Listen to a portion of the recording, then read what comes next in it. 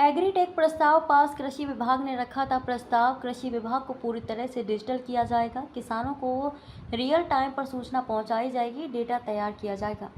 पशुधन विभाग के 2 प्रस्ताव पास हुए। कुक्कुट व मत्स्य के 2 प्रस्ताव रखे गए थे। किसानों के लिए कुक्कुट आहार व मत्स्य आहार उपलब्ध कराया जा सके। 5 वर्ष के लिए कुक्कुट व मत्स्य आहार नीति लागू की जा रही है। इसके बाद समीक्षा की जाएगी। वेतन समिति की सिफारिश पर टीचर और सुरक्षा गार्ड को वेतन भत्ता का अनुमोदन किया गया। ये सुरक्षाकर्मी सीएम व राज्यपाल की सुरक्षा पर तैनात हैं। 2254 शिक्षकों का समायोजन बहाल किया जा रहा है। 25,000 व 30,000 का वेतन शिक्षकों को दिया जाएगा। माध्यमिक शिक्षा विभाग कानपुर देहात की जमीन समाज कल्याण विभाग को निःशुल्क हस्तांतरित की जाएगी। औद्योगिक निवेश को बढ़ावा देने के लिए लखनऊ व वाराणसी में कन्वेंशन सेंटर बनाया जाएगा। इसको हमने निर्माण एक्ट नाम दिया है। NIR हो गया, nodal investment region for manufacturing निर्माण। सर नोडल आगे nodal investment region for manufacturing, NIR निर्माण।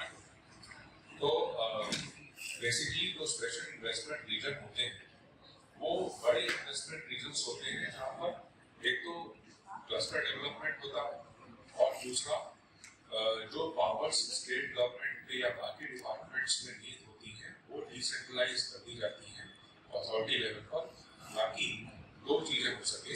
एक तो जो मास्टर प्लानिंग हो वो वहीं पर मास्टर प्लान बने एक और वहीं पर अगर उसमें चेंजेस होने तो भी हो जाए। दूसरा, जितने भी एनओसीज क्लियरेंसेस जारी होते हैं जिनके लिए प्रदेश स्तर तक आना होता है वो पावर्स डेलीगेट डिसेंट्रलाइज।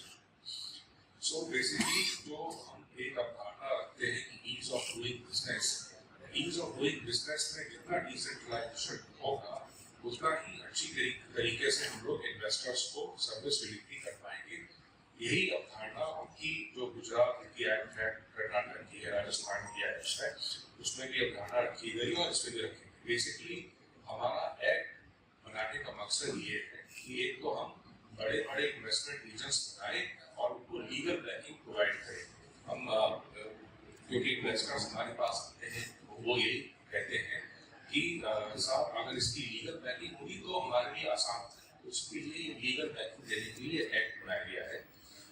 जो हमारी $1 ट्रिलियन इकोनॉमी में डेलॉइट संस्था ने एक ये निकाला था कि हमें कितनी लैंड की आवश्यकता होगी, तो ये निकल के आया था कि करीब 2 लाख एकड़ 2.1 लाख एकड़ जमीन की आवश्यकता होगी।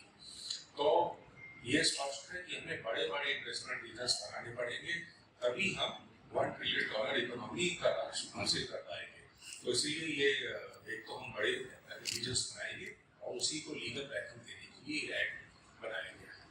This is like a land bank आप डेवलप कर रहे हैं। This is like a land bank जो डेवलप करेगा उसको लीगल बैकिंग देने के लिए एक्ट बनाया। सर अब सिक्योरिटी गार्ड हैं 656 तथा टीचर्स हैं 2130।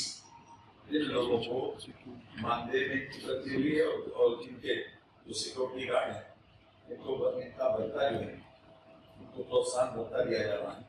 इसमें लगभग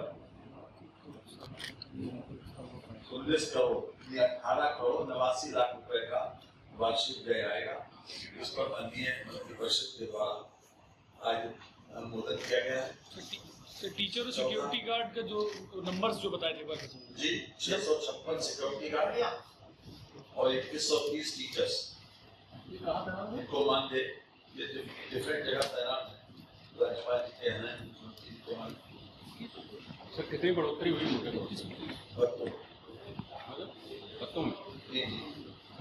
इसके अतिरिक्त मंत्री परिषद के द्वारा एक प्रस्ताव और अनुमोदित किया गया है जो अशासकीय सहायता प्राप्त हमारे विद्यालय जी पहले वाले में कितने सिक्योरिटी गार्ड मान लो बड़ा बड़ा तो दिया 656 तैनात कहाँ का है सर कितना मुख्यमंत्री और राज्यपाल जी को नहीं भत्ते में क्या बढ़ोतरी पहले कितना भत्ता था पहले भत्ता कितना था आपके कंपैरेटिव कितना बड़ा है जो एडिशनल जो है 2 करोड़ 33 लाख 70,000 और 5,14,14,000, ये कुल मिलाकर 7,48,00,000 रुपए है जो सिक्योरिटी गार्ड्स का। और इसके अतिरिक्त जो टीचर्स का मानदेय में ड्यूटी है उसमें 11,41,00,000। कि शिक्षा सेवा चयन आयोग का गठन हो गया है और वो उन्होंने काम भी शुरू कर दिया है और जो भी युक्तियां हैं मौलिक न्याय की वो तो लतीफ बन जाएंगी। लेकिन इस बीच जब ऑनरेबल सुप्रीम कोर्ट का ये ऑर्डर आया और 2 ऑर्डर थे, एक 20 में था और एक 21 में था। उसके बाद पिछले वर्ष 9/11/23 के आदेश से हम लोगों ने तदर्थ नियुक्तियां जो थी जो लोग काम कर रहे थे उनको हम लोगों ने हटा दिया था। उनके जो पुराने उस समय तक के एरियर्स थे वो हम लोगों ने भुगतान कर दिया है। कुल जो इस तरह के तदर्थ शिक्षक थे 2254, तो इनकी मांग थी और मैनेजमेंट की मांग थी कि जब तक नियुक्तियां नहीं मिल जाती तब तक हमारे यहाँ ये शिक्षकों को कुछ मानदेय दिया जाए। बाकी वैसे तो ऑनरेबल सुप्रीम कोर्ट ने कहा है कि मैनेजमेंट की जिम्मेदारी है, लेकिन बच्चों का भविष्य और इन शिक्षकों का एम्प्लॉयमेंट देखते हुए और जो मैनेजमेंट की मांग है उनको देखते हुए ये कैबिनेट नोट लाया गया है कि 25,000 और 30,000, 25,000 जो सहायक अध्यापक है उनको और जो प्रवक्ता है उनको 30,000 के मानदेय थे।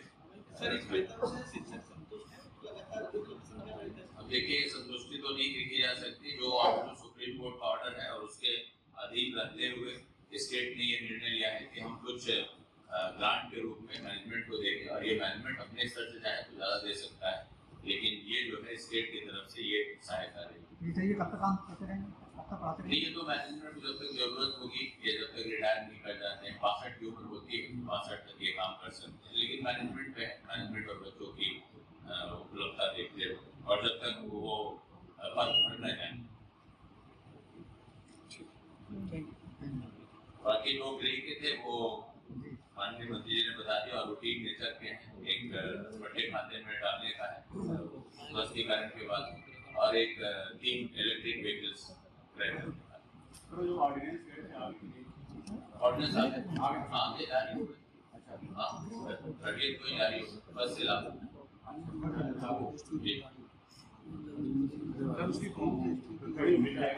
कॉपी मिल जाएगा।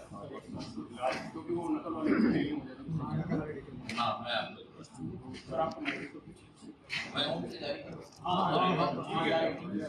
जारी